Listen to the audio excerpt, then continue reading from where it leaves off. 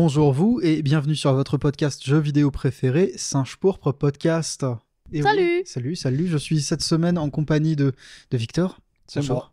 Ça va? Ça va et toi? Bon, ça va bien. Je suis aussi en compagnie d'Elena. Oui, Kakou. moi aussi, ici, présente. Ça fait un moment qu'on s'est pas vu Oui, dans ça cette fait un moment composition. qu'on s'est pas vu, effectivement. Ça fait un moment, je crois que je suis pas passé dans le podcast. Bon, il y a eu des empêchements, il y a eu des reports, il y a eu des choses. Bah, avec le mois de mars, ça c'est compliqué, oui. C'est Ouais. la première fois qu'on se revoit depuis le mois de février. Oui. Et puis d'une manière générale, février arrive avant mars et mars arrive après février. Ça va, c'est pas... Là, vous en dites des choses profondes. Hein, Ah, c'est, je sais. Ça touche. Ça touche. On va faire le bilan des vidéos qui sont sorties cette semaine, puisque la semaine dernière, le podcast, il était quand même sorti. Donc sur Iconoclast, on a publié une vidéo sur les 4 boss à humilier en trichant. Oui, c'est une Est-ce que vidéo. tu peux nous en dire plus? Ah Quentin ouais, c'est une vidéo qui est un espèce de recueil de techniques particulièrement méta, quoique particulièrement déloyales. Et qui on vous parle permettront de... du cheese, c'est un ça, terme très c'est ça, intéressant. C'est ça, on parle de cheese. Alors le cheese, c'est quelque chose qui existe C'est un fondamentalement. fromage. Oui, Oh là c'est quelque là, chose qui existe fondamentalement dans tous les jeux vidéo. C'est-à-dire qu'il y Du a fromage. une technique plus forte que les autres qui vous permet de réduire à néant toutes les difficultés du jeu. Il y a des jeux, effectivement, dans lesquels c'est plus présent que dans d'autres. Par exemple, là, en exemple, j'avais noté Xenoblade Chronicle, le premier. Pas le premier Xeno quelque chose, mais le premier Xenoblade, celui avec Shulk, dans lequel, si tu fais des combos de couleurs, tous les ennemis du jeu, à l'exception de quelques boss dans le scénario, ils restent à terre, ils bougent plus, ils sont en PLS et tu leur casses la gueule. Donc ce sont des petites astuces à connaître finalement pour Ce sont se faciliter la vie. C'est ça. Et puis même la réflexion autour des astuces pour se faciliter la vie. Quand tu les connais, c'est des techniques qui sont vues comme déloyales, mais c'est des choses qui, selon moi, existent à partir du moment où tu connais bien le jeu. Elles viennent récompenser quelque chose, elles viennent récompenser une pratique. Par exemple, et ça c'est un exemple que je donne à la fin de la vidéo, dans Pokémon Rouge et Bleu, il était possible devant le Dracolos de Peter de mettre un Pokémon poison, auquel cas le Dracolos ne servait plus à rien, étant donné qu'il s'amusait à spammer hâte, comme le jeu était programmé pour qu'il ne fasse que des moves super efficaces en priorité. Par conséquent, tu pouvais cheese le Dracolos. Sauf que c'est pas si connu que ça, dans la mesure où Dracolos c'est pas un Pokémon si difficile que ça à passer. Pokémon n'est pas un jeu difficile. Mais plus le jeu est difficile, plus le cheese apparaît et plus il est répandu. Par exemple, si aujourd'hui tu tapes cheese boss video game sur Google, tu vas tomber sur 5 pages de trucs sur Elden Ring. Parce qu'Elden Ring est un jeu plutôt difficile. Et à contre-courant d'Elden Ring, moi je me suis dit, vas-y, je vais troller les gens, je vais mettre Bloodborne à la place. Comme ça, et je peux remuer le couteau dans la plaie en disant vous avez vu, vous l'aurez jamais sur PC. Et en même temps, c'était rigolo de sortir Bloodborne de mon chapeau à un moment où peut-être qu'on s'attendait à un autre From Software. Donc je vous laisse aller découvrir cette vidéo. C'est une vidéo qui est pleine de petits facts, qui est pleine d'une certaine mauvaise foi aussi. Si ça se trouve, ça va vous aider, vous, à passer les boss que vous avez du mal à battre. Si jamais vous avez envie d'apprendre des techniques pour faire tousser Bloodborne, c'est le type de vidéo que je ne saurais que trop vous conseiller. C'est pas la seule vidéo qui est sortie sur le réseau Iconoclast. On a eu aussi sur Singe Pourpre le backlog. Oui, un nouvel épisode de backlog, oui. Cette fois sur Super Mario Land 2, qui est normalement sorti. Le backlog qui est un anglicisme, mais qu'on traduirait en français littéral par l'arrière-bûche. Et il a laissé une grosse arrière-bûche derrière lui, effectivement, Super Mario Land 2. Je sais pas si vous y avez joué. Alors, je sais pas si vous étiez très Game Boy autour de la table. Non, pas du tout. Pas du tout. À part Tetris. Tant, mais pas tant que ça, tu vois. C'est vrai? Pas sur Game Boy, du coup, mais Tetris. Ah, moi, pour le coup, Super Mario Land 2, c'est un jeu auquel j'ai vraiment beaucoup joué. Et il tranche pas mal avec le reste de la série. Alors, il va donner... La série des Mario Land, elle va donner les Wario Land un petit peu après. Non, c'est vraiment une belle expérience. Et c'est un jeu que je conseille un petit peu à tout le monde. Donc, vous pouvez aller voir l'avis de Florian dessus sur Singe Pourpre. Bah écoutez, avant qu'on aille plus loin, quand même, parce que je sais qu'il y a des news dans ce truc, j'aimerais vous rappeler qu'on a un Patreon. Je vous rappelle à vous. Un Patreon Je- sur lequel qu'est-ce Je vous regarde vous, hein, c'est-à-dire qu'est-ce que je peux Et faire là, sur ce que t'as Patreon? faire. Sur ce Patreon, tu peux faire beaucoup de choses. Déjà, tu peux avoir accès aux vidéos en avance. Alors, pas énormément de temps en avance, hein, ça dépend lesquelles. Tu es Mais un très en mauvais avance, marketeur. Mais Alors, ce mois de mars, on a eu des vidéos avec Ce mois- 2 semaines en avance, Y a- quand y a- même. c'est pas une source sûre, donc je vais pas commencer à dire 2 semaines en avance à chaque fois. Non, mais en avance, mais surtout sans pub. Sans pub en milieu. Sans sans sponsor, sponsor. ni publicité YouTube. Vous avez accès un peu tout en avance. Vous avez accès à un Discord Oui. sur lequel il y a des gens très sympathiques, avec qui on peut discuter. Et qui jouer on à peut Monster jouer. Hunter. Oui, hier, ils m'ont fait une demande pour avoir plus de channels vocaux. C'est te dire si les groupes se forment, hein, finalement. parce Si les que groupes se forment et se déforment, et s'il n'y a oui. pas des contre-soirées qui sont Il y a organisées. des contre-soirées qui sont organisées visiblement. Et alors, ça tombe bien qu'on parle du Discord et du Patreon, parce que il n'y a pas que ça. Vous pouvez aussi nous parler et passer dans le podcast directement via ce Patreon, Hein grâce aux commentaires. Comment ça, passer dans le podcast directement? Bah, grâce aux commentaires. J'invoque Théogal. Vas-y, Martin. Vous pouvez aussi participer, entre guillemets, dans ce podcast en laissant des messages sur ce Discord Qui seront qui seront lus et incorporés dans le incorporés podcast dans le et podcast. discutés, effectivement. discuter. Donc voilà, et ça tombe bien parce qu'on en a pour cette semaine. Oui, cette semaine, alors on va pas lire les commentaires cette semaine comme on fait d'habitude, On en a, parce mais on que les en lira. fait, la semaine dernière, Florian a posé la question à toutes les personnes qui écoutent les podcasts et aux podcasteurs présents sur place à ce moment-là, vis-à-vis de l'idée de faire les podcasts en live. Et donc du coup les diffuser sur YouTube en live et de savoir, de pouvoir discuter avec vous en temps réel, voir vos réactions sur les news éventuellement. Donc on est toujours intéressé de savoir ce que vous en pensez. Et on a donc notamment 2 réactions de la part de Wes et de Crabo qui nous ont parlé de ça. Et en fait elles sont plutôt enthousiastes. Sont même très chauds de pouvoir faire ce genre d'expérience. Ils pensent que ça pourrait nous rajouter quand même une expérience très interactive et dynamique Oui, pour tout le monde. et toujours accessible de la même manière. en Toujours plus. accessible de la même manière, parce qu'il y aura toujours les rediffusions dont on pourra écouter comme d'habitude, sans changer vos habitudes. Et ça peut créer même un petit événement hebdomadaire très agréable pour la communauté, et notamment pour les gens qui sont sur Discord. Et c'est là qu'il y a un ajout de Wes qui intervient de façon très smooth, parce que lui, il est même chaud de créer des événements internes à Discord où on fait intervenir les patripotes directement dans le podcast. En direct, en voix directe. Je sais pas si. Qu'ils réagissent directement avec nous, que ce soit en direct par exemple dans le stream, ou que ce soit en petits morceaux pré-enregistrés, mais du coup on le fait en avance avec la personne sélectionnée Ouais, et on intègre ça au montage. ouais, parce que je soupçonne qu'il y ait des patripotes qui puissent dire des grosses dingueries. Oui. Par conséquent, l'idée de l'enregistrement me paraît pas mal. Et donc franchement ça a l'air de les chauffer beaucoup, et ça fait plaisir d'avoir quand même des réactions aussi vives et aussi développées, puisque Wes il nous a écrit quand même un gros pavé, un gros message pour raconter tout ce qu'il en pense. Donc merci beaucoup. Et vous, du coup, Victor et Quentin, vous étiez pas là la semaine dernière, vous en pensez quoi de cette idée de streamer les podcasts? Moi, je sais Toi que d'abord. toi, Moi Victor, d'abord. tu es très rétractaire à cette idée. Moi, je suis sceptique parce que j'aime bien avoir mon confort et le confort, il est quand même bien hein, quand on est en enregistrement. Je t'avoue, on peut s'éloigner du micro, on peut aller aux Alors non, toilettes. t'es pas On censé peut- t'éloigner du non, micro. mais par s'éloigner du micro, je veux dire, on peut faire une petite pause café, petite pause toilette, etc. Des choses qui sont moins accessibles en live, je t'avoue, en sachant qu'il y a des podcasts qui peuvent durer très longtemps quand même pour le coup. Oui. Donc, bon, c'est pas le mood que je préfère parce que je trouve que ça change un peu en général, mais bon. Après, pour les, c'est qu'un conditions, avis, hein. pour les conditions de confort, sachant que c'est un format qui est principalement audio, tu peux tout à fait. On peut se réunir ici, improviser un. Bah moi, dans ce cas-là, la question que je C'est-à-dire vais le te podcast, il poser... s'arrête pas, ça continue de parler, tu vois. Non, Oui. mais la question que je vais te poser vis-à-vis de ça, c'est il y a quelques années, on faisait des Blasto News et tu étais là tout le temps, presque tout le C'est temps vrai. avec Florian. C'est vrai, mais on n'était que entre 2 et 3 généralement, voire 2 le plus souvent. Et ça demande quand même plus de gestion quand on est plus nombreux.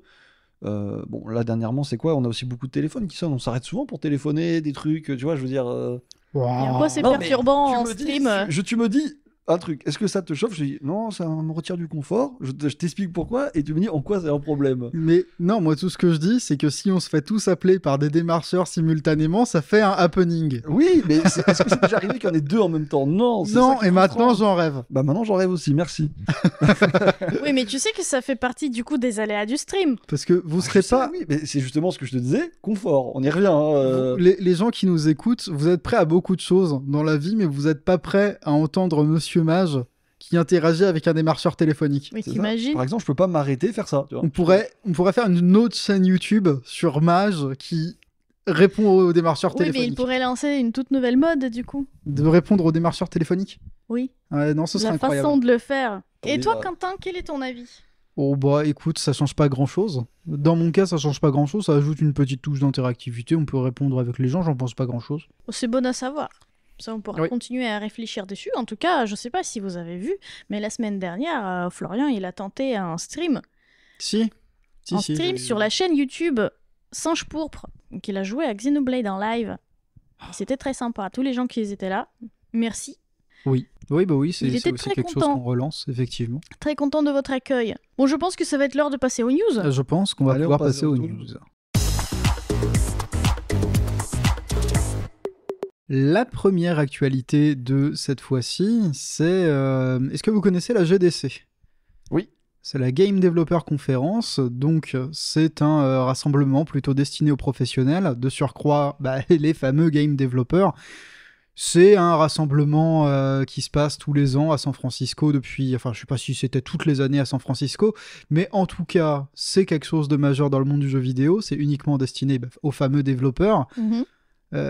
Ça contient un ensemble d'événements, donc des tables rondes, des conférences, c'est aussi un événement qui permet de faire pas mal de networking. Donc c'est très Mhm. professionnel, mais C'est c'est un très petit pro. peu moins genre surmédiatisé que le fameux I3. Un peu- C'est pas un événement qui sert la même fonction. Oui, Ouais. mais pourtant, il a été.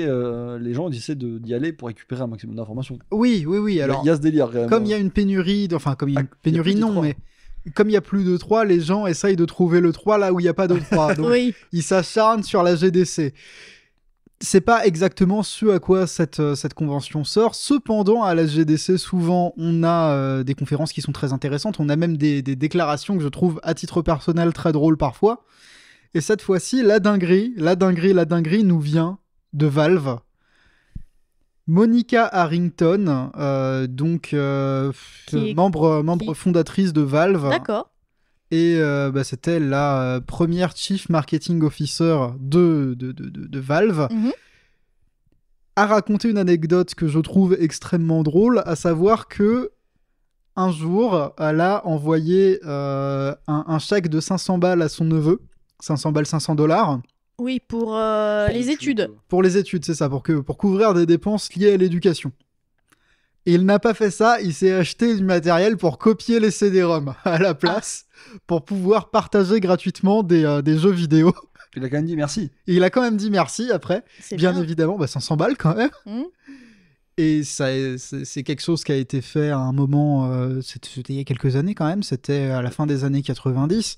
Cependant, bon, quand tu travailles pour Valve, c'est un petit peu catastrophique quand l'argent que t'envoies à tes proches sert un petit peu à détruire ton business model. Mais j'imagine que ça lui a fait un petit peu Oui, c'est ça. comme genre, ça l'a fait tilt, quoi. Ça- Elle ça- s'est dit, mais si c'est mon neveu qui fait ça, c'est-à-dire que tout le monde fait ça. Tout le monde essaie de copier les jeux, les mettre sur les CD, les et mettre puis sur les CD et les les faire partager. passer avec tout le monde. Et c'est de son aveu à elle-même. Et c'est pas choquant, mais c'est très drôle parce que c'est de là, en tout cas, c'est de là qu'est né. Ça a servi de vecteur pour la campagne DRM de Valve. Mhm. C'est pour ça que Steam, c'est une des raisons, une des nombreuses raisons, un des nombreux facteurs qui fait que Steam ressemble à ce à quoi il ressemble. C'était en réponse à quelque chose, un changement dans les usages qui faisait qu'on copiait beaucoup les CD. Donc là, on Sur parle PC. de la fameuse copy protection, donc la Oui. protection des copies de jeux, Tout à fait. pour éviter que les jeux se fassent copier en passant par le Steam, finalement. Bah oui. Bah, de toute façon, c'était encore une époque où le jeu vidéo physique sur PC était très présent. Oui. Et c'était une époque où la copie illégale n'était pas limitée aux jeux aux jeux PC et où la copie illégale de jeux vidéo passait principalement par, encore une fois, une physique. Oui. Donc les gens gravaient des CD, les gens copiaient des CD, c'était comme ça que ça se faisait. Et personnellement, je trouve que c'est une capsule temporelle qui est très drôle. Donc c'est son neveu qui a provoqué la création de Alors c'est Steam. un des facteurs. Un petit peu. Non. C'est pas. En fait, tu vois les dominos. Alors, C'est plutôt. Imagine les dominos. S'il y avait un truc qui avait déclenché au moins l'accélération pour Steam, ça a fait partie des éléments déclencheurs. C'est-à-dire qu'il y a quand même quelqu'un d'assez important chez Valve, quand même, Oui. qui a vécu l'expérience en direct et qui a dit ah, c'est aussi facile que ça, quand même, tu vois. Et avec mon pognon, que j'ai gagné ici.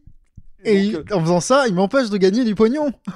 donc C'est juste, moi perso, comment il s'appelle, l'expérience avec la découverte de Steam, c'était assez choquant parce que j'ai pas eu beaucoup de jeux vidéo pendant mon adolescence et les quelques jeux que j'ai eu c'était toujours les CD. Ouais. Donc je prends ma boîte, j'implore gentiment de me l'acheter, je suis très contente de l'avoir, j'ouvre la boîte, il y a un CD dedans, je mets dans mon PC, je suis contente. Un jour, j'achète une boîte, j'ouvre, il n'y a pas de CD dedans. Il y a un numéro. Il y a un une suite numéro, de- et là je de fais, chiffres mais de mon lettres. Dieu, qu'est-ce qui se passe? C'est le monde qui vient de collapser comme ça, là. De collapser. De Oui, un Collapser, collapse. Une Waouh. explosion. Et là, je découvre qu'il existe quelque chose qui s'appelle Steam. C'était autour de 2010 déjà. Ouais, quand même. bah, disons qu'on a eu une transition. Il y a plusieurs acteurs du marché qui ont essayé qui essayent toujours de centraliser un petit peu tout le gaming sur PC, qui n'arrive pas aussi bien que Steam, bien évidemment. Rares sont ceux qui ont une démarche aussi honnête d'ailleurs. Cependant, il y a des jeux qui faisaient les deux, qui te fournissaient le CD, mais qui te demandaient aussi la clé. Moi, je me souviens avoir acheté, c'était Sport quand il est sorti. ouais. Mhm. Et avoir eu le CD, mais avoir dû activer une clé aussi. Je me souviens, pareil, j'avais Warcraft 3, qui fonctionnait aussi comme ça. Et il y avait même pas à l'époque, il n'y avait pas de launcher de Blizzard, en tout cas, j'en ai pas souvenir. Il y avait le launcher de Warcraft 3, mais il n'y avait pas un truc unique qui venait tout unifier. Donc, écoutez, ça vaut ce que ça vaut. Et donc c'était ça. C'était leur solution Oui. de protéger la copie. C'est ça. Non, Tout mais ça grâce à son neveu. bah, alors, À Madame Harrington. je pense que d'une manière générale, il faut Ça serait démystifier arrivé, oui. faut démystifier les mythes. C'est un facteur. C'est une anecdote rigolote qui fait que ça a été une suggestion à un moment, mais à mon avis, la suggestion elle arrivait de plein d'endroits. C'est pour remarquer la copie privée, ils n'ont pas attendu cet ado spécifiquement. Ça m'aurait inquiété si c'était que cet ado, tu vois. Ouais. C'était... Il voyait pas les autres. Ah, non. Non, parce que si on prend l'info comme ça, c'est comme dire, tu vois, genre... ah, mais c'est à cause de lui le DRM. Oui, c'est ça. Non, faut- mais- Attention. Si c'est vraiment à cause de lui le DRM... Ce soir, on prend un avion, toi et moi. On prend un avion à pied de biche, j'ai un plan. Il y a pas... Ouais, Un plan de vengeance. c'est assez rigolo, tu laisses le pied de biche. Genre. Ah mais du coup, je vois que cette histoire, elle va encore plus loin. C'est qu'une fois qu'ils ont implémenté la protection de copie, Oui. ils ont commencé à recevoir des appels, et des contacts, des gens qui se plaignaient que leur jeu ne fonctionnait pas. Et en fait, après vérification, ils ont découvert que aucune de ces personnes qui étaient en train de se plaindre n'ont Acheter le jeu. acheté le jeu. Oui. Donc, le système fonctionnait. Ouais, Donc- c'est ça. Et c'est... Merci, petit-neveu. Oh là là. Sacré petit-neveu, tu nous as tous mis dans la sauce. À l'époque, On va passer à l'actualité Faut vraiment le mettre dans la sauce. suivante. La seconde actualité, c'est pas du tout quelque chose qu'on a relancé une troisième fois. Cependant, sobrement dit, et ouais, c'est pas forcément une exagération, mais c'est à prendre avec des pincettes. La Commission européenne, pour une fois, serre le coup aux microtransactions. En tout cas, comment on pourrait dire ça de base? La Commission européenne, organe exécutif de l'Europe, qui fait des suggestions qui sont appliquées ou pas, mais qui ne composent pas la et loi. là, initiative législative. C'est ça, qui ne compose pas la loi des pays, enfin, Ce qui est compliqué avec Et l'Union puis- européenne, c'est que l'Union européenne ne peut pas obliger les pays différents à appliquer ce qu'elle dit, en fait. ouais, mais elle peut mettre Donc- des amendes si c'est pas fait. Au bout d'un moment, mais il y a des pays qui s'en fichent. Genre Ouais. la France, ça fait un moment, il y a des choses qui ont été dites par l'Europe, elle fait rien, hein, parce que ça ne l'arrange pas. Mais du coup, la Commission européenne, elle a dit, voilà, elle a proposé que ce serait bien de faire quelque chose pour les microtransactions, quelque chose de très précis. C'est ça. Alors, c'est quelque chose de très précis. C'est une entité de la Commission européenne, donc Oui. c'est le réseau de coopération en matière de protection des consommateurs, qui a remarqué l'exemple très précis d'un jeu qui s'appelle Star Stable Online, qui Oui, est un jeu, tu gères une écurie et des chevaux. oui, c'est un sorte de MMO, mais pour enfants. C'est ça.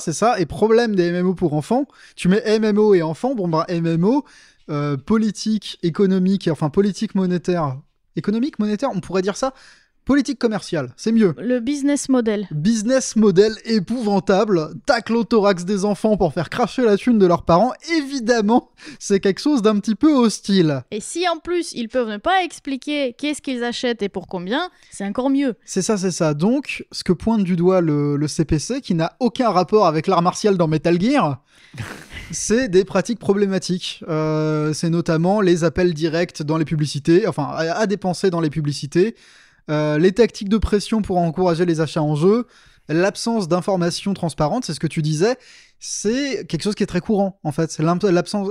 Le brouillage de ce que tu dépenses, c'est pas t'achètes quelque chose en jeu clairement, c'est une problématique qui revient beaucoup, c'est t'achètes une monnaie qui te permet d'acheter quelque chose en jeu.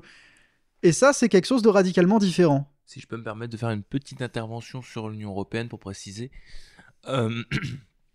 En gros, dans le cadre de cette réglementation-là, qui serait une réglementation d'ordre général sur des pratiques commerciales, ça va être une réglementation qui pourra s'appliquer sur l'ensemble des pays de l'Union européenne. C'est pas un problème. Si tu veux aller contrevenir contre cette réglementation, il faudra prendre une loi. Mais ça m'étonnerait qu'un pays membre prenne une loi spécifiquement pour dire non, mais nous c'est bon, les pratiques commerciales trompeuses, on accepte.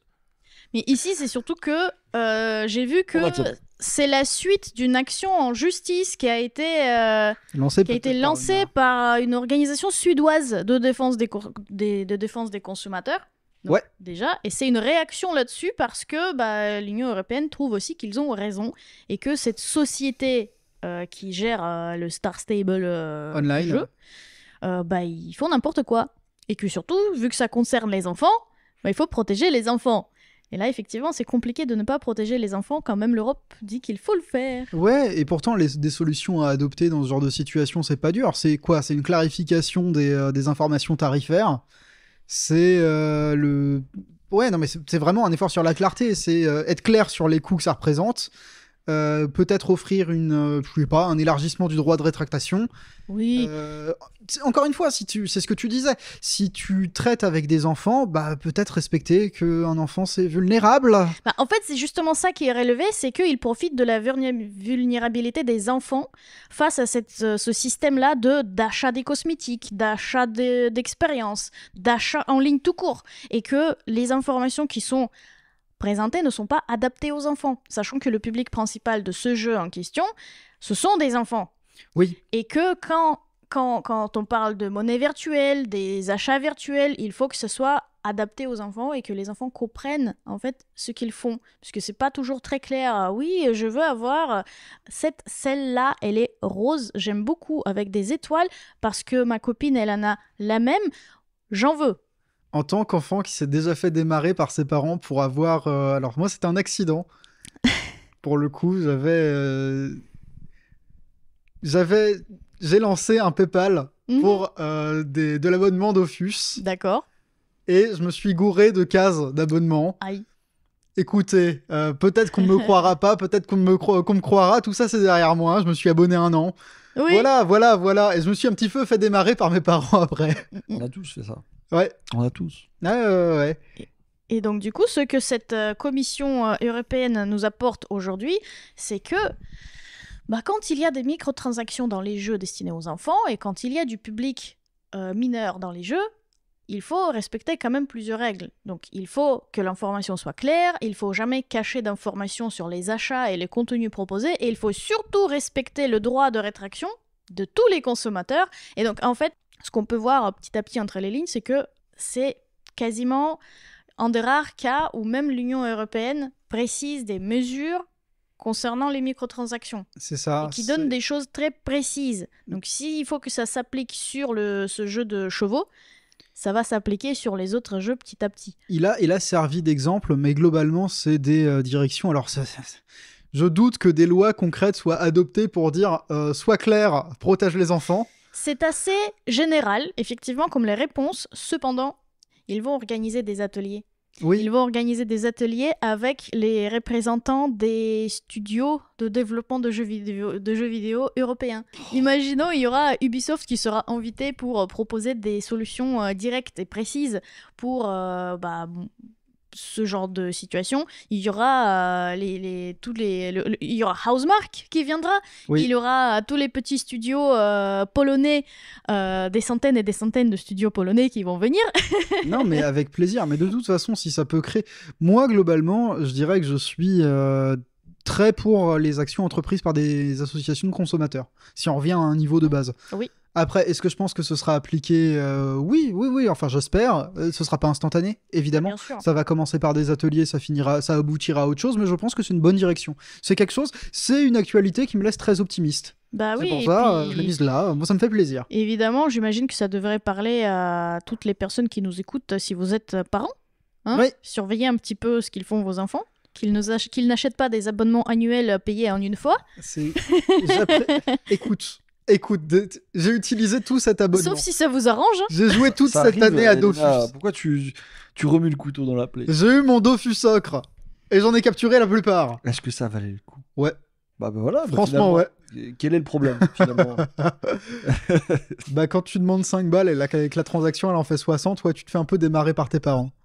Ça aurait pu être pire. Oui, ça aurait pu Ça aurait être pu pire. être largement pire. Oui. Mais bon, oui, effectivement. Bah, c'est bien, en tout cas. De toute manière, c'est bien d'avoir la valeur de l'argent quand. Oui, trouve. je pense que c'est ça la conclusion. Il y a eu un petit côté exotique, là, le temps que ça a duré. Ah, j'achète des gemmes, j'achète des V-Bucks. J'achète des primo-gemmes. Bah, alors, valeur de l'argent, c'est une chose, mais... Ouais, si, c'est bien d'inculquer aux gens aussi la valeur de. Enfin, tu dis, je vais acheter ce skin. Je t'avoue que peut-être si j'avais vu que ce skin coûtait 15 €, direct, j'aurais pas réfléchi à potentiellement C'est vouloir ça. l'acheter, tu vois. il y a un oui, biais, hein. Mais du coup, on parle aussi des pratiques marketing trompeuses qui ciblent les enfants parce que justement, ils utilisent les faiblesses des enfants Oui, mais ça fait dans partie le du cadre truc. de marketing. Ça fait partie. Ça fait partie ouais. du. Si un enfant ne se rend pas compte que 700 V-Bucks. Je 700 connais pas la valeur je de connais pas la V-Bucks. valeur V-Bucks non plus. 700 Oui. V-Bucks égale 15 € et que voilà, il se Mhm. dit mais c'est que 700 V-Bucks, tu vois. Et, C'est quoi les V-Bucks? Je sais pas. bah, voilà, Non, ça, en mais fait, ça n'a, à part lui et son écosystème à lui, Mhm. il n'y a pas d'étalon. Alors tu me dis oui mais c'est simple, tu convertis. Oh, tu convertis pas quand t'as 7 Tu ans. convertis rien du tout quand t'as 7 Bah, ans. À l'époque, quand on disait t'appelles un numéro, ils vont te donner un code surtaxé, tu convertis rien du tout. Hein, Ouais, moi, je savais pas comment la taxe ça serait appliquée. Je sais enfin. même pas comment ils te retrouvent. Tu sais, C'est quoi un dépassement de forfait Si je Et- raccroche avant la fin, Ouais. ils me retrouveront pas, tu vois, ils comprennent pas. ça va en premier lieu toucher des jeux qui sont faits en Europe. Et je ne pense pas que ça va arriver très vite sur Fortnite pour les Non. V-Bucks, Non, mais malheureusement. on verra à quoi ça aboutit. On verra.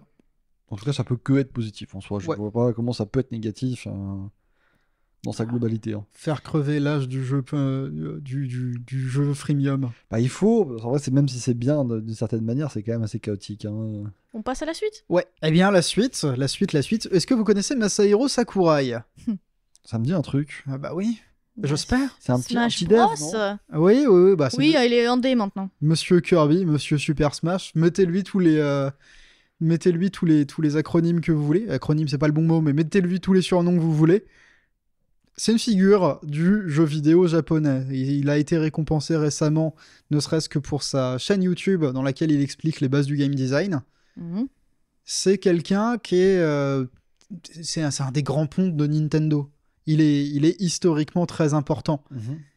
Et Monsieur Sakurai, dans une interview récemment, a dit quelque chose que je trouve très important. C'était une interview qui a été accordée à Antax, magazine japonais, dans laquelle il explique que peut-être que céder aux sirènes de l'américanisation à tout prix du jeu vidéo dans le jeu vidéo japonais, c'est pas une bonne idée. Peut-être que ce qui rend le jeu vidéo japonais bien à la base, c'est qu'il soit japonais, et par conséquent un petit peu unique. C'est pas mal, oui. Voilà.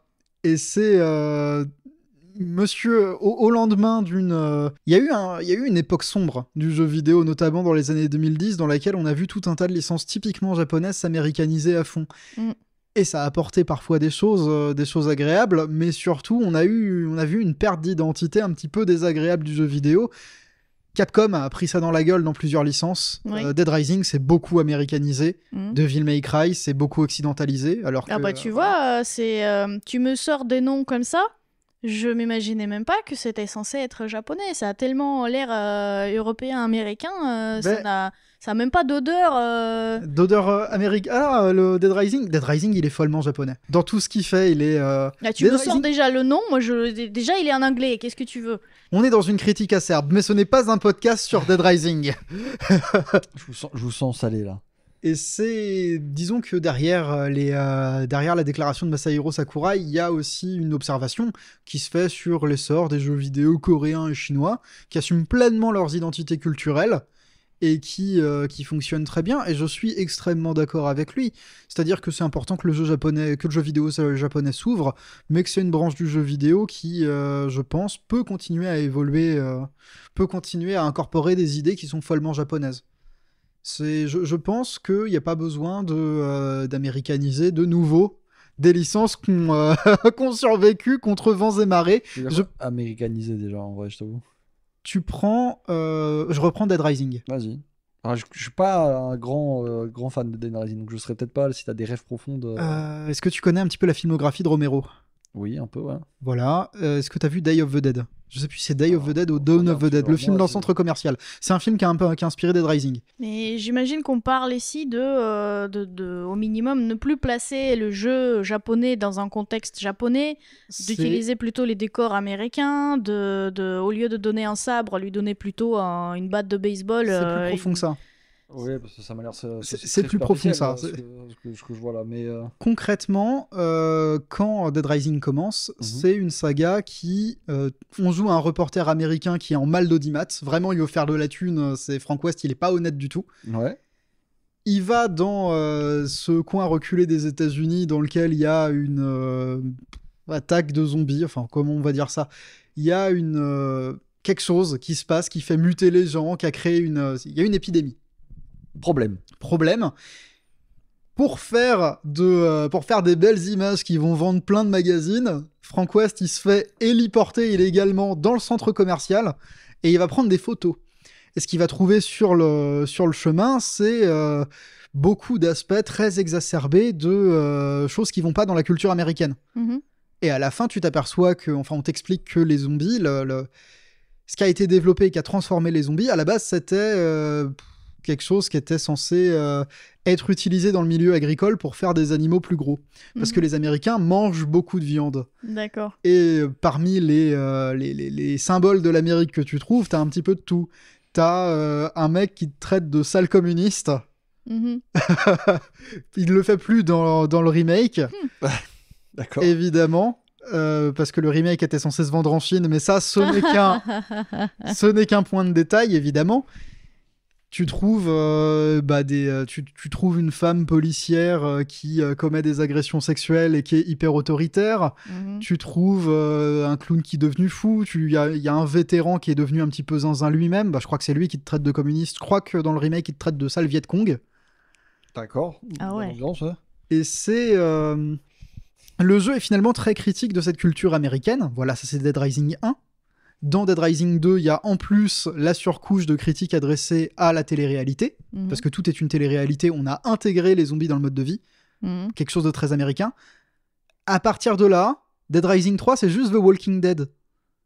Voilà. Il n'y a plus de critiques, Bah oui. Plus rien du tout, on a juste américanisé le jeu à fond et il est en perte d'identité. Là où tu reconnaissais un petit peu la patte Capcom, un peu foufou, on fait n'importe quoi, d'un seul coup au 3, on passe à quelque chose de beaucoup plus sérieux, beaucoup plus terre à terre. Ouais.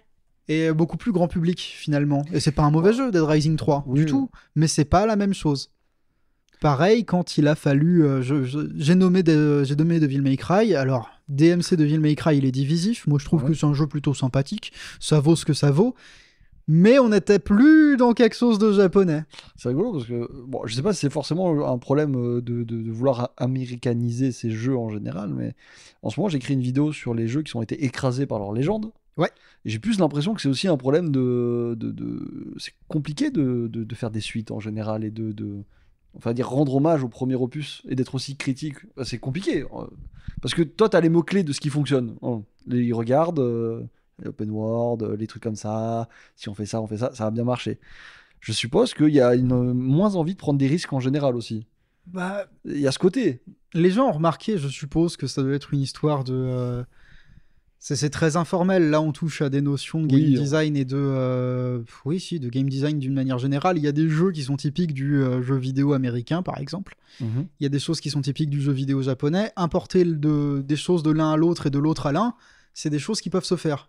Effectivement. Yakuza et les derniers Yakuza, ils sont quand même pas mal. Les derniers Yakuza, ils sont pas mal, mais c'est très très C'est japonais. très japonais, oui. Yakuza est une série qui n'aurait aucun intérêt à s'américaniser. Bah non, ça Parce perdrait totalement son âme. C'est un récit qui est japono-japonais et qui, même dans le gameplay, c'est un RPG tour par tour maintenant. Tu fais pas plus C'est japonais vrai que ça. oui, ce côté. Non, c'est vrai que c'est stylé. Les quêtes, toutes les références culturelles qui sont dans Yakuza, elles sont japonico-japonaises, et même quand il y a une référence américaine, elle est vue à travers des yeux japonais. Ah, c'est bien. Bah, c'est justement, oui, c'est le bon propos là pour le coup. Et la question du regard, effectivement, se pose énormément, mais Masahiro Sakurai, pour revenir à l'actualité de base, lui, il propose que on s'assume. On s'assume culturellement, on fait des trucs japonais, ça marchait parce que c'était japonais. Mhm. Et c'est bien. Je trouve qu'on gagnerait à combattre une espèce d'uniformisation du jeu vidéo, alors qu'à apprendre avec des pincettes, c'est pas tout le jeu qui fait ça. Il y a des figures de résistance de partout. Mais un jeu vidéo moins lisse, peut-être que c'est un jeu vidéo qui parle à moins de gens, mais c'est peut-être un jeu vidéo qui a plus de personnalité aussi. Et ça, je suis tout pour. Mais Bah, qui se c'est démarque un jugement en plus. personnel. Non, moi je suis d'accord, hein. Ça se voit partout dans l'industrie en Mais- général. Moi là, bon, alors c'est mon exemple du moment parce que j'y joue beaucoup, Kingdom Come, tu vois. Ouais. C'est un jeu très médiéval, très d'un point de vue européen, tu vois. Il y a des milliers de manières de faire du C'est jeu ça. médiéval, et c'est super cool. Mais je suis sûr que si ça avait été tenté de côté un peu en mode faut que ça soit vu par des Américains, ça aurait été désastreux, tu vois. Ils auraient imaginé ça, il y a la peste de partout, tout le monde meurt, c'est sale, insupportable. Et c'est comme ça, en fait, c'est en distinguant des identités de jeux vidéo que je pense qu'on pourrait réussir à faire un travail d'historiographie du jeu vidéo, Mm. qui serait super cool. Là, tout à l'heure, tu as parlé de jeux vidéo polonais. Mm. Je suis certain qu'il y a il y a très clairement des pierres angulaires. Si on prend le jeu vidéo polonais et l'histoire de l'arrivée des jeux en Pologne, je suis certain qu'il y a des jeux qui sont des symboles culturels. Tu prends Baldur's Gate 2, typiquement. Hmm. Symbole de malade. Et symbole qui existe aussi en France, par exemple, mais qui est quand même, je pense, moins important qu'en Pologne. Et c'est des choses que je trouve très intéressantes. C'est des choses que je pense pourraient se perdre à l'américanisation à tout prix du jeu vidéo, mais comme de n'importe quel autre art. La dernière news de cet épisode de podcast, ça va concerner le jeu qui est sorti cette semaine, Assassin's Creed Shadows. En fait, c'est une bonne nouvelle pour Ubisoft parce que le jeu est actuellement le deuxième meilleur lancement de la franchise. Le seul autre jeu de Assassin's Creed qui a dépassé en termes J'imagine de que c'est le vente, 2. Dis-moi que c'est le 2. Non. c'est Walhalla. Oh Walhalla. Redis-le. Walala, walala. C'est voilà. Walala. C'est Valhalla. Je crois que tu surestimes de ouf, comme moi, hein, les premiers opus. Ouais, D'accord, c'est les meilleurs. Moi, je continue de penser que c'est les meilleurs. Je pense que tout ce qui est Ezio encapsule tout ce qu'on aime dans Assassin's Creed, Je mais suis ça, c'est parce d'accord. que j'ai un certain âge. Je suis d'accord, mais je crois qu'on se rend pas compte à quel point, d'un point de vue popularité, il a explosé après, tu vois. Oui. Donc pour rappel, qu'est-ce que c'est Assassin's Creed Shadows si d'un coup vous avez pas vu? Oh, c'est vrai, C'est tu vas arrêter ça. un nouveau jeu de Assassin's Creed. On se place cette fois dans le Japon de la période de la conquête de Nobunaga. Oda Nobunaga. De Nobunaga qui est en conquête totale et on a Pour donc deux l'unification personnages. du Japon, C'est ça, pas la Toyotomi, conquête, l'unification. Hideyoshi, Conquête. Masterclass, tout ça. Bah, c'est un Japon féodal du coup, donc réunification de pays par Nobunaga. Qui est une période de reprise encore et encore et encore, particulièrement par les Japonais en général. C'est une période importante. Il y a tellement d'œuvres là-dessus, moi. C'est très une important. figure historique. Alors, je ne fais pas partie de cette vague d'historiens du Japon qui Ah. se sont découverts historiens du Japon à l'occasion Soudainement. de la sortie de Shadows. Oui, bah oui. J'ai eu des cours de civilisation japonaise qui m'ont été dispensés par Monsieur Dufourmont en première année de LEA anglais-japonais. Qu'on remercie. Cependant, je n'ai lu que 2 pages de son livre avant de partir faire autre chose. Tout ce que je peux vous dire, c'est que c'était deuxième partie du milieu et deuxième partie du XVIe siècle. Donc Ouais, là mais où ça se passe, Nobunaga XVIe dans, siècle. Nobunaga dans le jeu vidéo, c'est une figure qui est extrêmement importante. Il y a beaucoup de figures du jeu, enfin il y a beaucoup de jeux de stratégie Oui, japonais qui sont très populaires. qui sont très axés sur Nobunaga. Il y avait une série Netflix aussi qui en parlait. C'était Qui est Shogun, sortie il y a quelques, je crois, ouais, c'est ça? qui est sortie quelques Ah non, je années. crois pas, non, c'est pas Shogun. c'est pas Shogun Non, non, C'est non. autre parle de quoi chose. Mais ça parlait vraiment de Nobunaga. Tu parles de... Ah, ça parlait de Nobunaga, une série il y a pas longtemps? Il y a quelques années déjà. De Yasuke, tu veux dire? Non, Nobunaga. Ah, Nobunaga, je vois pas Bah, de série. sur Netflix, il y avait une série documentaire. Ah, le temps des samouraïs, les origines sanglantes du Japon. C'est ça? C'est ça. Ok. Je les ai sous les yeux là. Je l'ai peut-être pas vu. Bah, Ok. Si tu l'as vu, c'est toi qui nous en as parlé. Purée, j'ai oublié. Oui. Attends, c'était. T'as il y a- tout vu, t'as tout C'était il y oublié. a combien de temps? Non, mais il y a deux. C'était 2019. Ah ouais, d'accord, il y a pas longtemps. Oui, J'étais jeune bon, et fou. j'étais jeune et fou. Mais bref, oui, il y a dans des cet trucs. Assassin's Creed, vous avez deux personnages. Donc, du coup, il y a une shinobi que vous pouvez jouer. Est-ce qu'on dit Et, Kunoichi Bah, je J'ai ne pas sais encore pas, il joué. faut vérifier dans le jeu comment il la présente. Parce que Ninja, ça peut-être, dépend. tout simplement. Et on C'est joue pas aussi cet autre personnage Et on joue. qui a... Donc, sinon, c'est un. Comment il s'appelle? Un C'est Ronin, Yasuke. du coup, Ouais. de l'autre C'est côté. Yasuke, tout Et, simplement. Faut pas essayer de lui mettre une étiquette sur la tête parce que c'est justement ce qui a posé problème. Oui, c'est ça. avec, Est-ce un samouraï? Est-ce un simple porteur de sabre? ça, on peut pas savoir. Mais Tout du ce que coup, je sais, c'est que quand on lui met une épée dans la main et qu'il le fout dans la gueule à quelqu'un, ça fait mal. ils ont surtout, du coup, la vision différente des choses parce qu'ils représentent deux camps qui sont en train de s'affronter. Bah. Et ce qui est intéressant, du coup, avec cet opus-là en particulier, c'est que le fameux Assassin's Creed Valhalla, qui a fait les meilleurs scores de toute la licence, en fait, elle est sortie en 2020, pendant la Covid. Ouais. Et il a profité du boost des confinements et des boosts de la grosse popularité de jeux vidéo du moment. Donc, est-ce qu'on peut vraiment dire que c'est que le deuxième meilleur lancement? Peut-être Bah oui, pas. parce qu'on a les chiffres quand même. Bah C'est le oui, deuxième. mais C'est dans Il y d'un avait point des de vue conditions différentes, quoi. pragmatique. Oui, Oui, mais c'est le deuxième. D'un autre côté, c'est vrai que la plupart des jeux à grosse licence, ils ont quand même un boost aussi parce que il y avait la nouvelle console, la nouvelle génération de consoles qui arrivait. Ça se vendait par pack, tu vois. Donc, Certes, mais d'un point de vue purement pragmatique, bah oui, donc, je refuse de recalculer et de réestimer les ventes d'un jeu en fonction du contexte parce que de chaque si jeu. on prend le contexte, on va chercher Assassin's Creed 2 et je peux vous dire. Mais donc là, pour les chiffres précises, donc on dit que Assassin's Creed Valhalla revendiquait à peu près 2,55 millions de joueurs sur la journée de lancement, contre 2 millions en 2 jours pour Assassin's Creed Shadow. Donc contexte confinement et tout le reste qui est favorable quand même à Valhalla. Et quand même, on est sûr et certain que Shadow va facilement dépasser Assassin's Creed Odyssey au bout d'un mois. En termes de c'est- nombre de joueurs, mais aussi en Odyssey. nombre de ventes. Hein. Et c'est bien, enfin c'est bien. Est-ce que quelqu'un y a joué ici? Moi j'ai joué, mais c'était à l'époque où j'avais fait les tests, les pré-tests d'Ubisoft. Je Tu l'as fait en janvier? Ouais, janvier. Je vais compte y m'exprimer jouer. en termes de commentaires YouTube. Mhm. Tu vas dire des trucs, mais je pense que t'es un salaud de vendu. Bah oui, il y a des chances. Non, mais moi j'aime bien. Moi j'ai toujours aimé Assassin's Creed, hein, donc c'est pas si surprenant que ça que je sois attiré par le jeu et je serai toujours attiré parce que c'est pour moi c'est devenu on en parlait avec Florent, c'est devenu le Marvel du jeu vidéo, tu vois. Ils ont des cases, ils les remplissent et ils en sortent plein. Oui. Ça, moi depuis que Desmond est mort et peut-être un peu plus Ok, après le Black spoil. Flag. Ok, le spoil de Oui, 2016. Il est pas mort en 2016. Il est Desmond. mort quand? Oh là mon grand, assieds-toi. Attends. Desmond, il est mort après l'Arcadio. Ouais, non mais ok, bah dans ce cas-là, tu m'as spoilé, je te spoil. Tu savais qu'il était mort quand même. Ouais, non mais Ah. et Junon aussi. Oui. Dans le comics.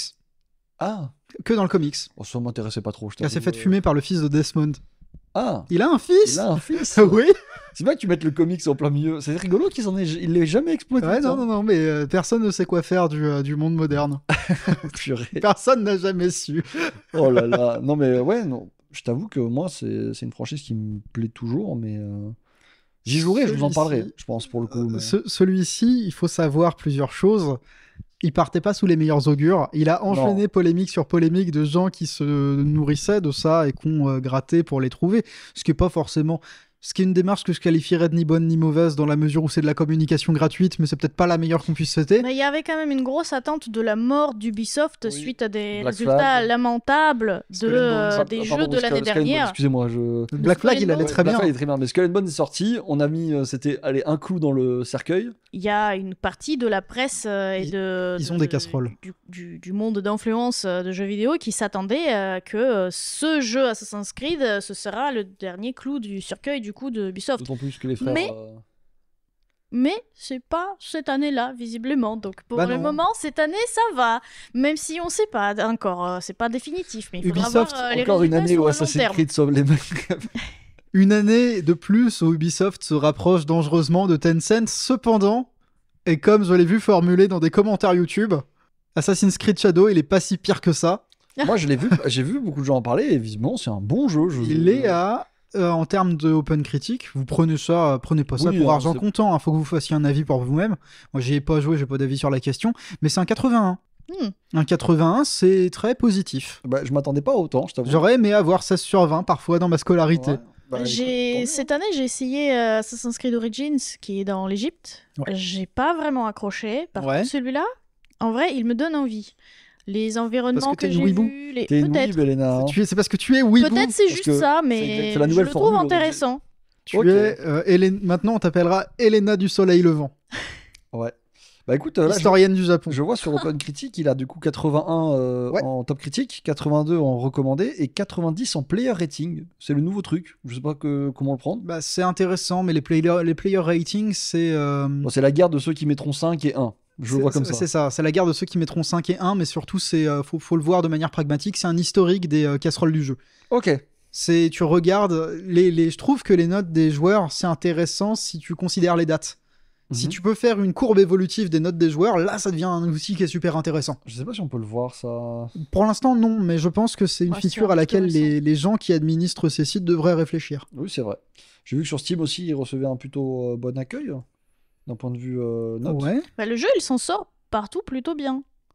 Et c'est très inattendu. Je suis le premier à attaquer Ubisoft au petit couteau à viande, comme à la fin de Squid Game saison 1. Cependant, apparemment, Quand ça marche, il est pas si pire. ouais, moi ça me donne encore plus envie d'y jouer. Hein. J'avais déjà envie d'y jouer, mais le fait Ouais. que ce soit pas une catastrophe, même un plutôt bon jeu, c'est cool. Une bonne première semaine de vie pour cet Assassin's Bah, je pense Creed Shadow. On entendra encore parler pour le coup. Si, est-ce que je peux rajouter un petit commentaire rigolo sur Oui. Shadow? Du coup. Ce bon Assassin's Creed Shadow a été commenté notamment par Hideki Kamiya, Mhm. Oui. qui est... Est-ce que vous voyez qui c'est? Ça me dit un truc. Je Mais tu sais que connais j'ai- le tu sais nom. que j'ai du mal avec les noms. Moi. Il a son doux crâne chauve, tu le vois arriver en vidéo je sais plus si c'est en Lamborghini ou en Ferrari.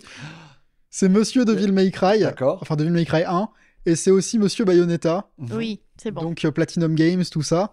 Et il est connu pour avoir bloqué un nombre incroyable de gens sur Oui, Twitter. c'est celui Oui. qui s'embrouille avec tout le monde sur Twitter. C'est ok. celui qui s'embrouille avec tout le monde C'est grave que je le connaisse plus pour ça que. et qui a déclaré à propos de Assassin's Creed Shadow et de la polémique: ah non, mais les gens normaux ils s'en foutent, hein. Sans Voilà. déconner. Fin de Oui, mais citation. Avant de bloquer 30 personnes. Avant de rebloquer C'est vrai. 30 personnes. Alors, j'ai vu passer aussi l'info comme quoi le jeu, il a été particulièrement bien joué sur la PlayStation 5. Oui, Oui, et même la pro, j'ai vu. Ça se trouve, c'est parce qu'ils ont eu quand même Ghost of Tsushima il y a quelques années de ça. le public, Ils étaient prêts. le public Assassin's Creed est mystérieusement extrêmement connoté console. Oui, mais alors moi, c'est pour ça que tout à l'heure, je te parlais de Marvel. C'est que pour moi, il fait partie de ces jeux que. Tu sais, on parlait beaucoup de joueurs qui achètent FIFA.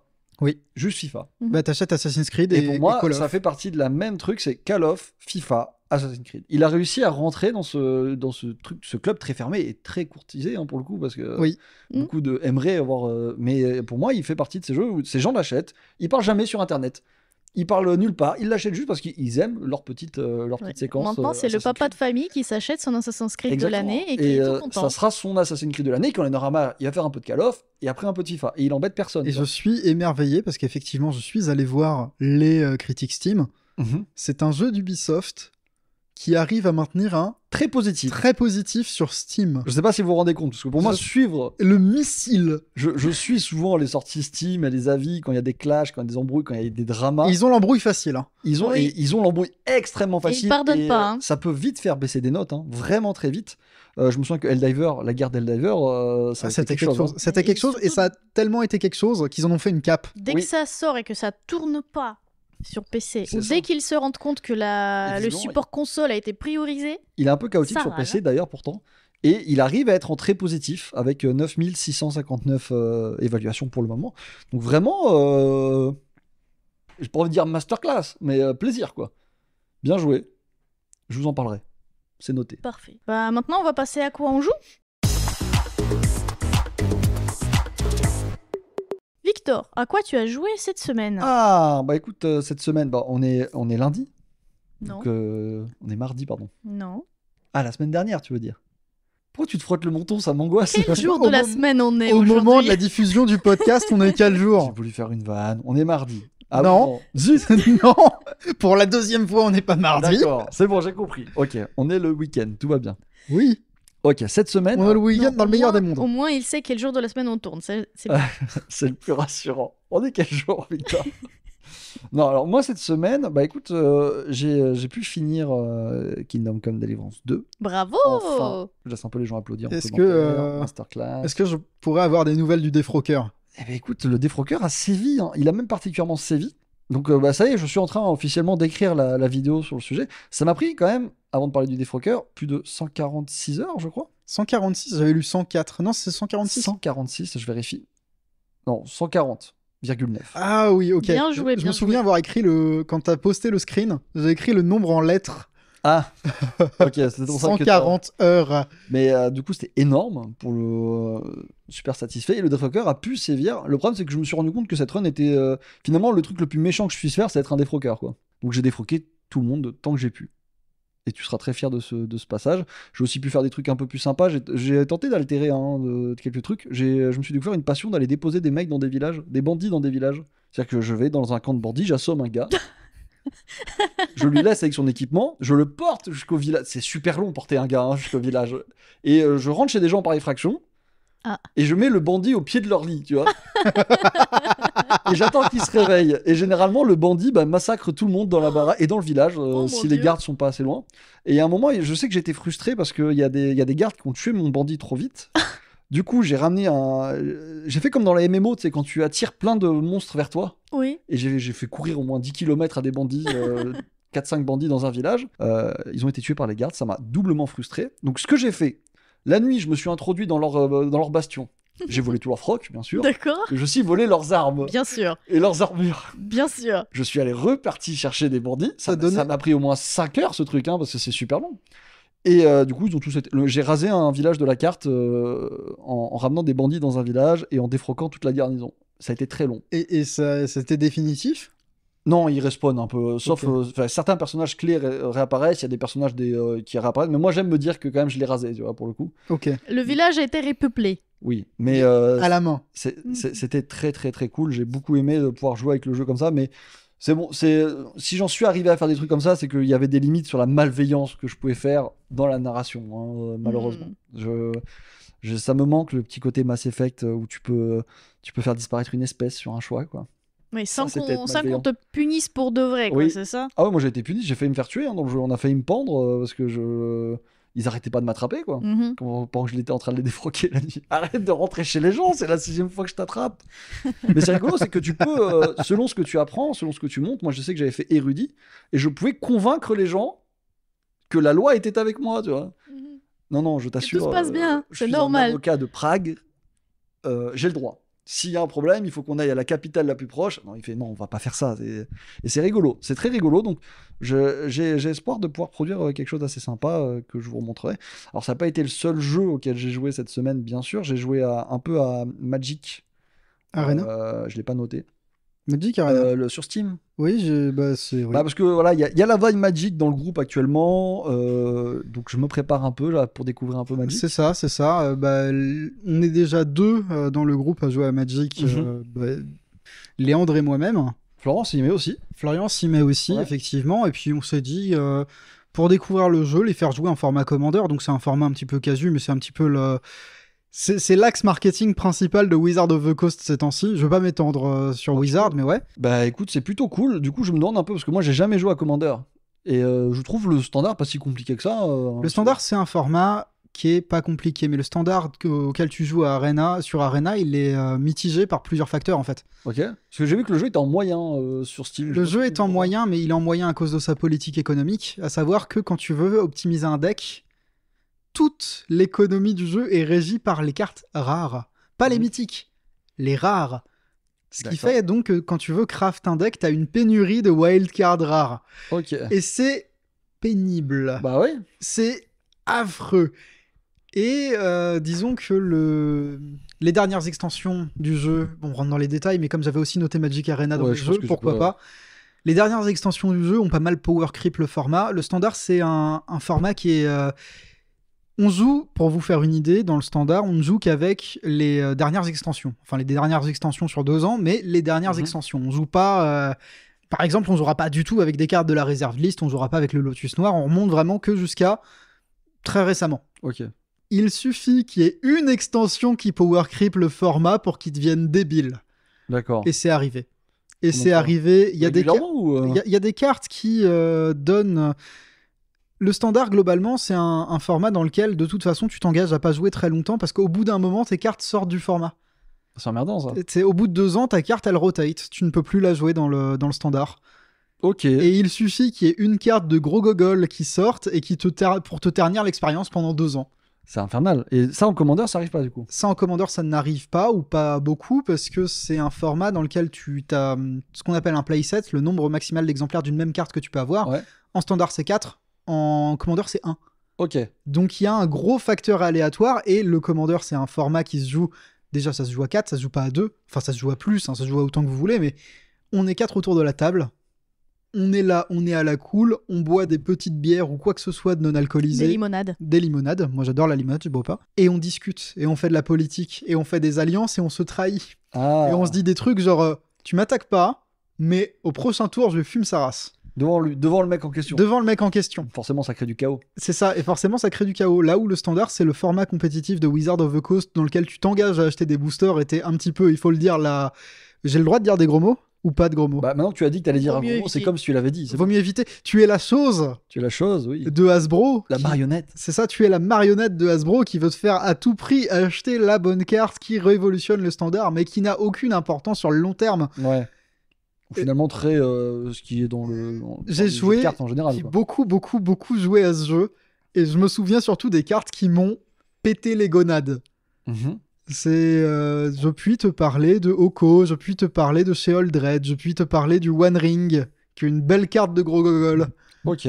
Bah Donc- écoute, moi je trouve ça cool, mais j'ai hâte d'y jouer là, parce que mais il faut que je me fasse un deck. Ben, Puis j'aime bien le délire aussi. Alors bon, ça c'est moi, Ouais. je le vois de loin et je m'étais jamais intéressé. C'est les cartes à thème quoi. Là Ouais. j'ai vu les cartes Seigneur des Anneaux, ça me fait envie. ça, c'est une campagne qu'ils ont faite récemment, c'est les Univers Infinis.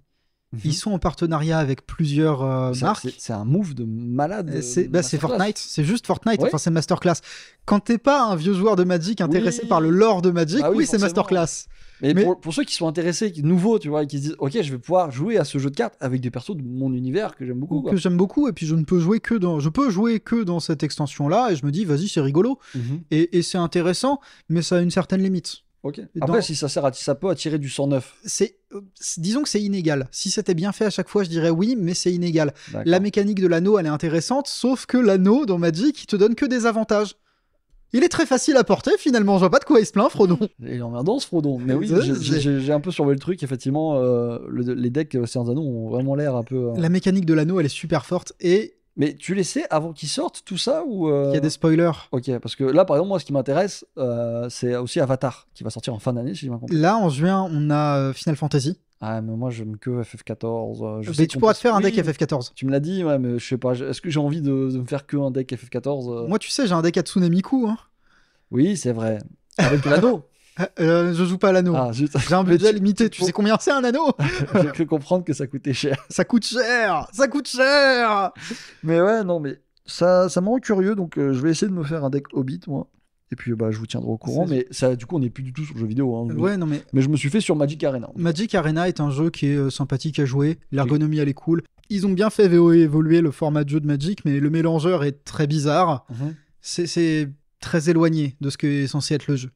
Oui, donc faut pas que je m'habitue trop non plus à jouer à ça parce que. T'habitues pas à Arena, déjà parce que ça va te donner des mauvais réflexes. Ton mélange, il va pas ressembler à ça, et surtout, il faut que tu mémorises les règles par toi-même. Il faut que tu réfléchisses à comment fonctionne la pile. Mais ça, je t'expliquerai. Oui, c'est vrai que dans ce genre de jeu, il te montre tout avec des effets visuels, tu vois, en mode là, c'est Ouais. ton moment, tu peux contrer à ce moment-là, alors que dans le monde réel, Non, non, dans le monde réel, mon pote, je vais faire tout pour que tu contres pas. Hein. si tu Ah, je suis de mauvaise foi. tu Hein. feras pas, ah, tu peux contrer si tu le Est-ce sais. que quelqu'un a une réponse? En principe, je suis censé le faire, mais je suis de mauvaise foi. C'est pas grave, ça fait partie du lore et du jeu, non, mais c'est cool. Bah, du coup, j'ai joué à Magic Arena, j'ai joué à Raft avec Ouais. Philrong, Asken et Florian. Vous y avez Ah. joué en stream? En stream, ouais, qui est un jeu du coup un survival sur une petite case, tu sais, tu dérives dans l'océan Bon, je vais pas m'attarder dessus, mais moi, c'est un jeu. On y avait joué avec Elena, je crois. à Oh, une ça époque, fait hein. longtemps que le jeu il était en Early Access, il est sorti récemment je crois du Early Ouais. Access et c'est vraiment oui un jeu de survie, tu es sur un petit râteau et il faut que tu développes ton râteau en ramassant des ressources dans la Ton mer radeau, qui tu veux flotte. dire? Si tu es sur un râteau dans l'océan, C'est Elena, un très gros râteau. soit c'est un. Tu es dans Oh, un la danger. belle binette. Mais oui, c'est ça. Et bon, à l'époque, on n'avait pas eu grand. Enfin, c'était le début de l'Early Access. Bah, hein. oui, c'était le tout début, c'était rigolo 2 heures et après Et là, C'était un jeu à YouTube. t'avais ouais, plus rien c'est à ça. faire. Hein. Et d'après Asken, c'est devenu maintenant une référence sur Steam. Donc on a repris, mais bon, il y a quelqu'un dans notre groupe qui a une super idée de lancer en difficile. Donc ça a été. Oui, oh, purée, j'avais pas vu 290 000 évaluations sur Steam. Hein. Ouais. Très positif. Ok, bah il faudra qu'on y rejoue en normal et qu'on voit un peu ce qu'on peut faire, mais on a fait ça. Qu'est-ce que j'ai fait d'autre? On a préparé l'Arc Red Dead 2 avec Florian.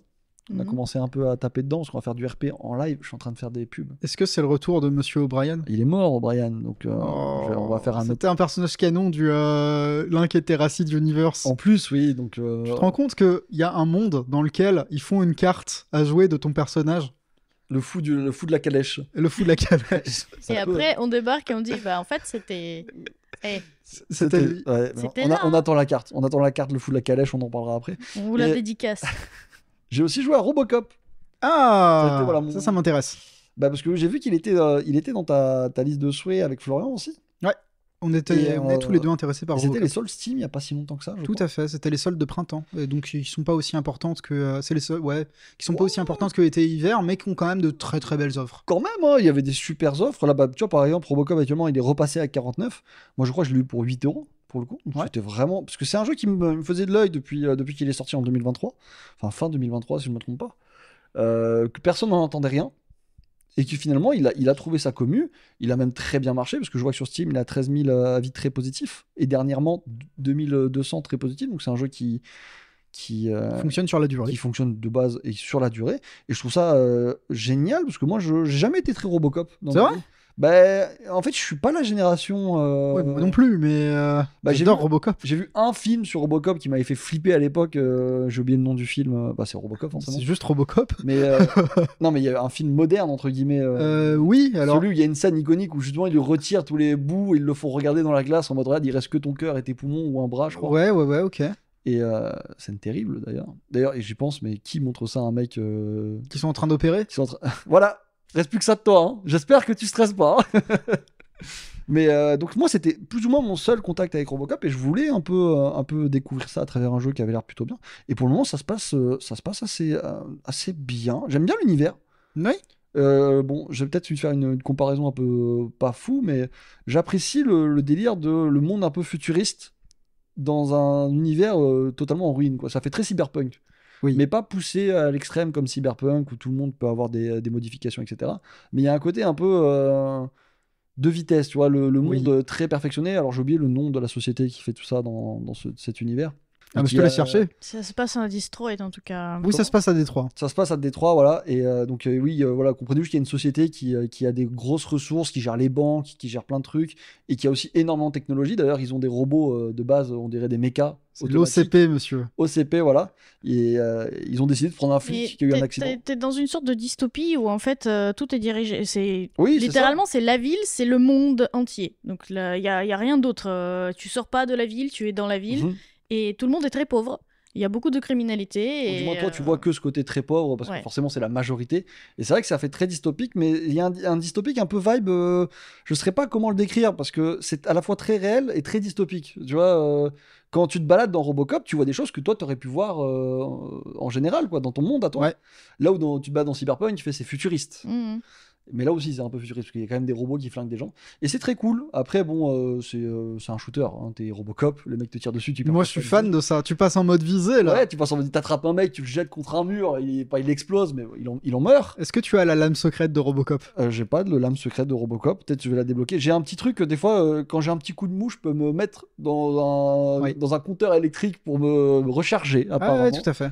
Ce qui me pose des questions sur qui paye pour ça, parce que que je rentre chez La quelqu'un. municipalité. D'accord. Mais non, en vrai, c'est super cool. Je passe un bon moment. C'est pas un jeu oufissime.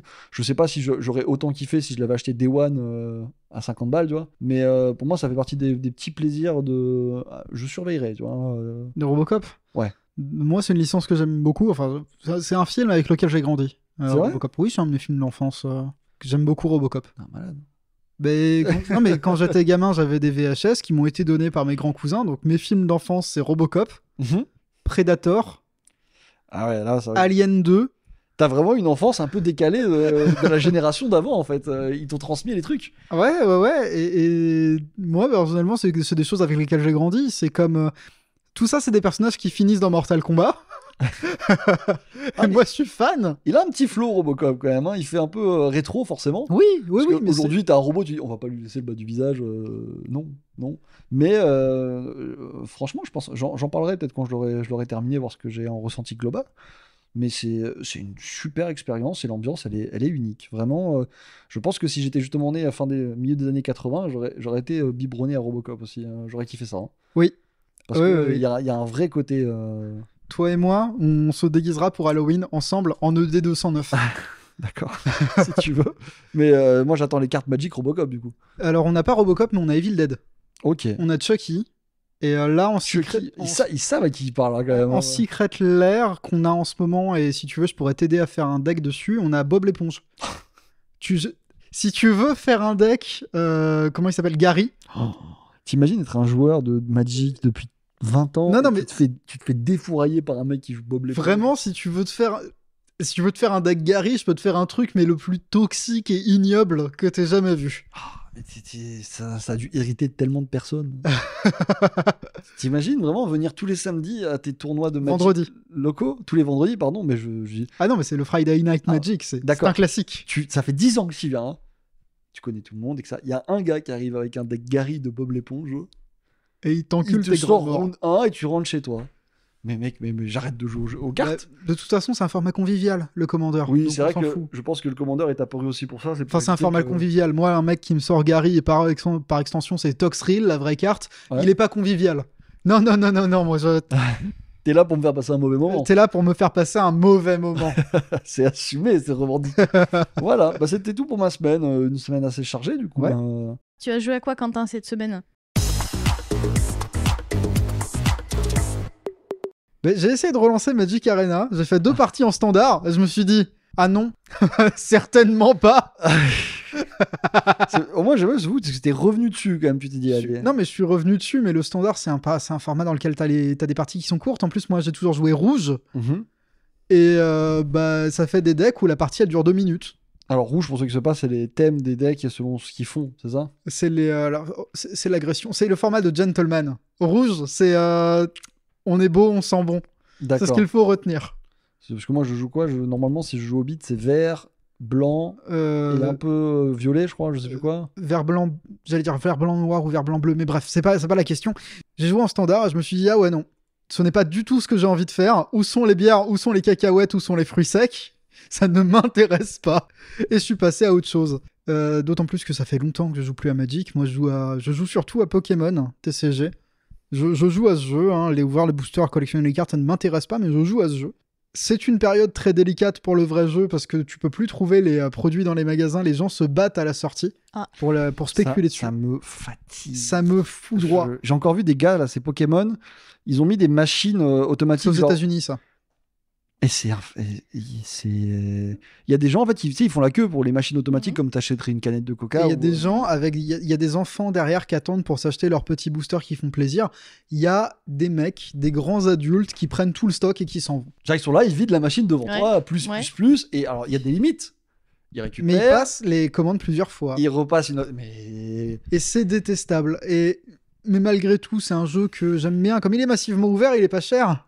Étant donné que les gens vendent les cartes par rare et moi je joue avec les cartes par rare. La vie est belle. Bon écoute, je joue tranquillement, j'ai continué un peu Pokémon TCG Live qui est une daube abominable. Il est très très mal développé mais écoute, il me permet de tester des decks avant de les acheter. Ça marche pas trop mal. Ça marche un petit peu mieux qu'avant mais pareil, moi dans tout ça, je préfère je préfère le jeu en vrai. J'aime bien discuter avec les gens, j'aime bien jacter pendant que je joue. Et j'ai fait une vidéo sur Pokémon TCG Live sur Iconoclast, sur Singe Pourpre. Je l'ai faite il y a un moment, mon avis a pas changé dessus, c'est toujours une daube. N'y jouez pas. Cependant, moi ça me permet de tester des decks, donc tranquille. Et autrement, j'ai joué à d'autres jeux, mais qui touche à des futurs projets Iconoclast. Donc par conséquent, je vais poser ma boule de fumée ninja et j'en parlerai une fois que la vidéo sera sortie. Très bien. Voilà, voilà. Et toi, Elena, à quoi as-tu joué, s'il te plaît?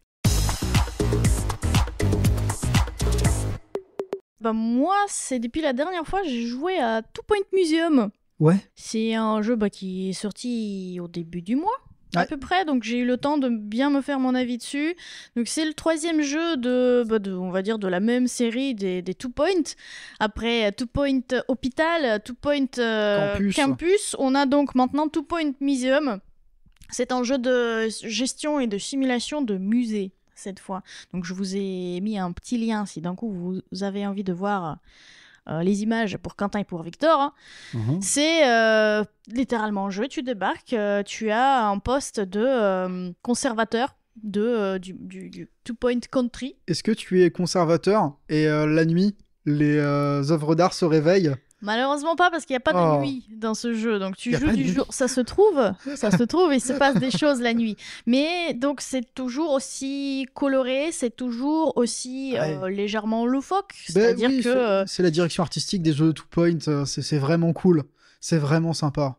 Donc tu te retrouves dès le début du jeu avec une exposition à gérer. On t'impose, si tu fais le mode histoire, on va dire, tu as un musée avec le début d'une exposition sur le préhistorique. Donc tu as les dinosaures, tu as les fossiles, ce genre de choses, et le jeu il t'explique comment faire. C'est assez sympa, donc tu as des squelettes qui n'ont rien à voir avec évidemment les dinosaures normaux, tu peux avoir des fossiles, des trucs complètement inattendus, autant tu peux avoir des coquillages qui sont figés dans le temps, autant tu peux aussi avoir un frigo congelé dans la glace, qui se fait exposer comme ça, comme si c'était normal, ou les humains préhistoriques, pareil, congelés dans la glace, trouvés quelque part, et voilà, maintenant, c'est dans ton musée, t'es tout content. Ce sont mes humains, ce sont les miens, je les ai achetés. Oui, tout à fait. Et je me posais quand même des questions sur ce jeu, sur comment est-ce qu'ils vont renouveler l'expérience, parce que, bon, on a vu, gestion d'hôpital, tu fais des machines pour soigner les gens. Ouais. Dans l'université, tu as des cursus à se faire suivre, et donc du coup, en fonction de l'année où sont les étudiants, tu leur proposes des choses différentes, et tu dois surtout faire des salles. Ici, c'est une question d'exposition. Donc, tu as des objets à exposer, il faut que les gens regardent. Donc, ils ont intégré tout un système où tu dois partir en expédition pour trouver ces objets-là à exposer, et tu as tous une carte que tu dois explorer avec ton hélicoptère, et tu dois composer des équipes des professionnels que tu embauches. Donc tu as des spécialistes en telle ou telle matière, donc par exemple en préhistorique, plus tu as des concierges qui sont censés s'occuper de l'entretien par exemple de tout ton musée, qui peuvent partir en exploration avec toi en fonction de la zone en fait que tu cherches, puisque tu peux avoir des problèmes sur place. Tu peux avoir, par exemple, ils peuvent savoir que tu pars dans une jungle. Donc il peut y avoir des serpents, il faut se protéger un petit peu, tu peux te blesser, donc il faut aller soigner. Et ensuite, tu peux aussi essayer d'apprendre plus de choses sur les objets que tu trouves. Pour ça, il faut les détruire. Il faut les amener dans une salle en particulier et tu apprends des choses et tu es censé proposer donc plus d'informations à tes visiteurs. Parce qu'évidemment, il y a plein de gens qui passent et ils ne veulent pas juste regarder ce que tu exposes, ils veulent aussi apprendre. Donc, en plus d'exposer des squelettes ou des fossiles, il faut placer des stands d'informations et il faut aussi placer des petits pots à dons. Donc, il faut que les gens puissent donner de l'argent, des donations, faire des donations à ton musée pour que tu puisses gagner de l'argent, parce que les billets, ça coûte pas si cher que ça. Et finalement, si t'as pas de dons, si personne ne te donne pas d'argent, tu gagnes rien du tout. Et il faut quand même tout entretenir et développer ton exposition. Et tu as aussi tout plein de statistiques intéressantes. Donc, tu as les statistiques du buzz. Donc, il faut combiner tes objets d'exposition. La viralité du truc, donc la viralité de ton exposition. Si, par exemple, tu combines plusieurs objets dans la même collection, ou si tu places des décorations de façon spectaculaire, les gens ils vont être tout contents et tu vas les voir, ils vont se prendre des selfies à côté, ils vont être tout contents. Et tu as évidemment plusieurs types d'expositions à faire. Par exemple, parmi les premières, tu as les poissons. Par exemple, le jeu, il te force assez vite de changer de musée, parce qu'il bloque ton avancée dans ton premier musée, ce qui n'était pas le cas Ben dans non, les précédents jeux. t'avais des objectifs en étoile à avoir et tu pouvais continuer dans ton Oui, ancien... tu pouvais quand même continuer dans dans ta première installation de continuer ton jeu. Ici, c'est pas le cas. Tu arrives à un certain seuil, on te dit, t'as tout fait ici. Maintenant, tu vas partir ailleurs. Oh, casse-toi. Oui, vraiment, tu changes de musée pour apprendre autre chose et tu pars dans un musée qui s'occupe de la vie marine Oh, casse-toi. et tu dois aller pêcher les poissons. Tu peux aussi Ah. trouver des fossiles des dinosaures marins Ouais. et tu apprends à faire des aquariums finalement et Ouais. comment les entretenir. Ou sinon, tu peux aussi choisir, parce que tu as le choix entre deux différents types de musées. Tu as un musée sur le surnaturel, mais je ne l'ai pas encore fait. Le problème, c'est que j'ai trouvé, en tout cas pour le début, enfin, j'ai fait déjà bientôt 15 heures de jeu quand même, mais dans le deuxième musée, tu t'en sors assez vite. Et dès que tu as obtenu ton étoile, genre tu as tout débloqué, tout ce qu'il fallait, ils te disent maintenant tu retournes dans ton premier musée. Et c'est obligatoire. Et donc tu retournes pour aller plus loin. Et là, d'un coup, ça devient long. Donc, 2 premières étapes qui sont assez rapides, et ensuite, t'es bloqué dedans pour obtenir une deuxième étoile, débloquer des choses, et j'ai trouvé ça un petit peu légèrement démotivant quand même. Ouais, mais il de avait te faire un- traîner en plusieurs musées là, comme ça, de façon obligatoire. C'est le... Moi, c'est une question de game design qui me vitrifie à chaque fois que je joue à un jeu. Non, mais vraiment, c'est la question du renouvellement forcé. C'est exactement Oui. ce que tu pointes du doigt. C'est pas le seul genre de jeu qui le fait. Je sais que moi, c'est un truc qui me bloque dans les productions de VanillaWare, par exemple. J'aime pas, au sein d'une même aventure, repartir de zéro. Je déteste ça. Mais autant je comprends en fait ici, parce que, bon, ici, le principe de tous les 2 points, c'est effectivement quand tu commences une nouvelle carte, tu recommences de zéro. Tu Ouais. as ton hôpital que tu fais de zéro à nouveau, avec juste d'autres objectifs à faire. Ouais, et puis des petites Ici contraintes aussi, qui s'ajoutent. exact, tu apprends Ouais, de ouais, nouvelles ouais. choses. C'est juste, je peux m'imaginer que dans les 2 précédents jeux, il se heurtait à ce mur, peut-être qu'il y avait des gens qui découvraient le premier environnement et qui n'allaient pas plus loin. Donc ils n'allaient pas plus loin pour découvrir d'autres choses que le jeu te propose de faire. Parce que vu qu'il y a toujours des limitations dans les Ouais. premiers musées ou C'est- dans le premier hôpital, etc., donc les gens ne peuvent pas voir tout ce que le jeu peut proposer. Ici, il t'invite de découvrir plus de choses. Sauf que, à la limite, t'as envie de continuer dans ton deuxième musée maintenant. Sauf qu'on te dit non, non, non, tu reviens tout de suite et tu ne commences pas un nouveau musée. Tu dois continuer le premier. Et Ah. du coup, c'est un petit peu contre-productif à la limite.